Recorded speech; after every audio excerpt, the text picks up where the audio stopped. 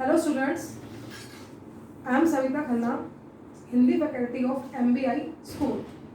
आज मैं आपको क्लास 5th की विषय हिंदी का पाठ 1 भाषा, लिपि और व्याकरण समझाने आई हूँ। ठीक है बच्चों, जब मनुष्य के पास भाषा नहीं थी तो वह संकेतों के द्वारा अपने विचारों को दूसरों को समझाता था और दूसरों के विचारों को समझता था। धीरे धीरे मानव जब थोड़ा सा बढ़ने लगा तो उसने पत्थरों पर, चट्टानों पर लकीरों को खींचकर भाषा को समझाना और समझना शुरू किया। इन संकेतों की सहायता से विचारों का आदान प्रदान कुछ आसान हो गया। फिर उसके बाद जब मानव सभ्य होता गया तो उसे भाषा की जरूरत पड़ने लगी, तो उसने भाषा को साधन की आवश्यकता महसूस हुई, तो उसके बाद भाषा का विकास हुआ। वर्तमान समय में भाषा का जो है अत्यधिक महत्व है। मनुष्य ही ऐसा प्राणी है जो भाषा का प्रयोग करता है समझने के लिए, लिखने के लिए और बोलने के लिए, और अपने विचारों का आदान प्रदान कर सकता है। भाषा मानव के मुख से निकलने वाली वे सार्थक ध्वनियां हैं जिसका कोई अर्थ होता है और वो अपने बातों को दूसरों को पहुंचा सकता है और समझ सकता है। देखिए, भाषा वह साधन है जिसके द्वारा हम अपने मन के विचारों, यानी कि अपने मन में आई हुई बातों को, अपने मन में आए विचार को और भाव जो होता है कि हमारे अंदर की जो इच्छाएं होती है बताने की, या हमारे अंदर सोचते हैं कि हम अपनी बात कैसे समझाएं, या दूसरों के विचारों को और भावों को समझते हैं। यानी कि भाषा साधन है जिसके द्वारा हम अपने और दूसरों की बातों को समझ सकते हैं और समझा सकते हैं। भाषा के 2 रूप हैं, मौखिक भाषा और लिखित भाषा। मौखिक भाषा वह भाषा होती है जो हम केवल बोलकर और सुनकर समझ सकते हैं, जैसे कि कहानी सुनाना, कविता का बोलना, फोन का सुनना, ये हमारी मौखिक भाषा के अंतर्गत आते हैं। दूसरा है लिखित भाषा। लिखित भाषा वह भाषा होती है जिसको हम लिखकर अपनी बातों को बताते हैं। यानी कि हमारे पास कोई भी चीज SMS लिखना या कविताएं लिखना, या जैसे मैंने यहाँ बोर्ड पर लिखा हुआ है, आप लिखा हुआ समझ रहे हो, तो ये हमारी लिखित भाषा के अंतर्गत आता है। तीसरी भाषा होती है सांकेतिक भाषा। सांकेतिक भाषा का मतलब होता है कि हम अपने विचारों को संकेत के द्वारा समझाते हैं।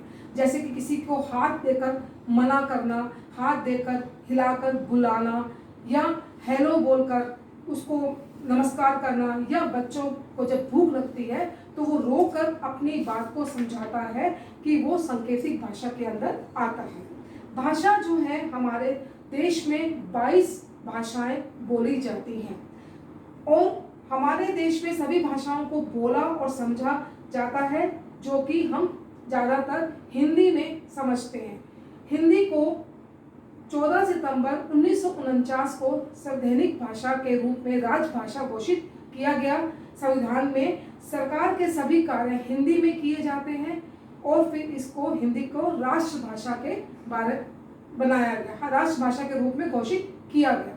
हिंदी हमारी राष्ट्रीय भाषा है और संसार में दूसरी अंग्रेजी भाषाओं का बहुत प्रयोग किया जाता है, इसीलिए अंग्रेजी को अंतरराष्ट्रीय भाषा कहा जाता है। यानी कि हिंदी हमारी राष्ट्रीय भाषा है और अंग्रेजी हमारी अंतरराष्ट्रीय भाषा है। ये तो हुई भाषा। अब भाषा को लिखने के लिए, पढ़ने के लिए हमें किसकी जरूरत होती है? लिपि।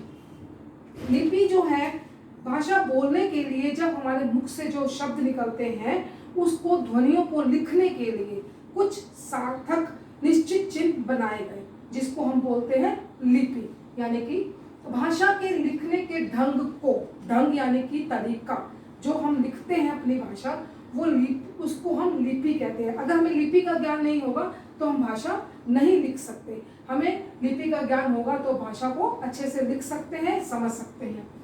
हिंदी, संस्कृत और नेपाली की लिपि है देवनागरी और अंग्रेजी भाषा की लिपि है रोमन। इसी तरह से पंजाबी भाषा की लिपि है गुरुमुखी और उर्दू की भाषा की लिपि है फारसी। ये सबकी अलग अलग भाषाओं की अलग अलग लिपि होती है, लेकिन यहाँ पर 3 भाषाओं की लिपि एक ही है, जो कि है देवनागरी। ठीक है। इसके बाद है व्याकरण। व्याकरण व्याकरण भाषा को शुद्ध, भाषा का जो शुद्ध रूप का ज्ञान होता है वो हमें व्याकरण के द्वारा ही होता है। व्याकरण वह शास्त्र है जो भाषा को अनुशासित करने के नियम बनाता है। यानी कि यदि हमें व्याकरण का ज्ञान होगा तो हमें भाषा को लिखने के नियम की भी जानकारी होगी। इन नियम के ज्ञान से ही हम भाषा को शुद्ध रूप से लिखना, पढ़ना और बोलना समझते हैं। यदि हमें व्याकरण का ज्ञान नहीं होगा तो हम शुद्ध रूप से ना तो भाषा को बोल पाएंगे, ना लिख पाएंगे और ना ही पढ़ पाएंगे। व्याकरण व्याकरण वह शास्त्र है जिसकी सहायता से भाषा को शुद्ध लिखना, पढ़ना और बोलना सीखा जा सकता है। यानी कि व्याकरण का ज्ञान होना बहुत जरूरी है। किसी भी भाषा के लिए अगर व्याकरण का ज्ञान होगा तो हम भाषा को शुद्ध रूप से ही पढ़ेंगे, लिखेंगे और समझेंगे। जैसे कि उदाहरण देती हूँ मैं इसका। व्याकरण हम बोलते हैं मैं खाना खा रहा हूँ, तुम कहाँ जाना, दोनों वाक्य गलत है, अशुद्ध है।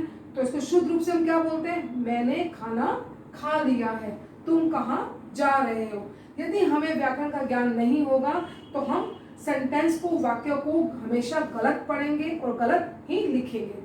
इसीलिए हम कह सकते हैं कि व्याकरण भाषा को की शुद्धता और एक रूपता बनाए रखने के लिए महत्वपूर्ण भूमिका निभाता है।